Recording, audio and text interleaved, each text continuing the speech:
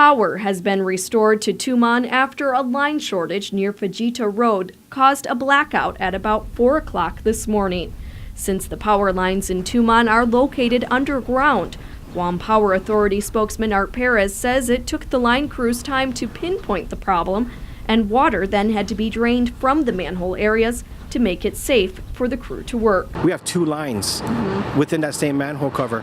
So you have one line that's energized and one line that's not. Now when we go in there and do the inspection work, we want to make sure it's safe for our guys to go in the manhole cover, do the drainage work, pull the cable. We can't do that if the water's in there. GPA crews restored power to Tumon one section at a time by rerouting the power supply from other areas. And what that process is also balancing the different loads here in Tumon. We have a lot of large customers down here, so the process of rerouting power from different areas to make sure that we don't trip any circuits and cause any power quality problems for the customers in this area. Perez says power was redirected to Tumon from circuits near the Micronesia Mall and parts of Tamuning, allowing power to be restored by 11 a.m.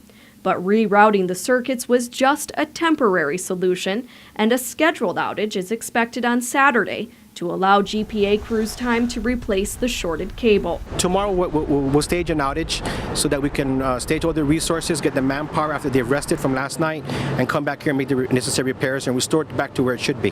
Tumon wasn't the only part of the island without power in the last 24 hours. Perez says a brown tree snake caused an outage to some of the central areas last night, including his home in Barragata.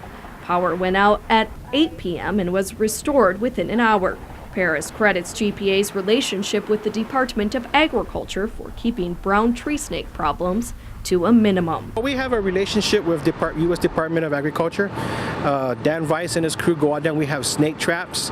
But you know, and they've caught, and in our relationship with them since the mid-90s, they've caught thousands of snakes at our substations. So that ounce of preventive measure is certainly well worth the expense. Betsy Brown, PNC News.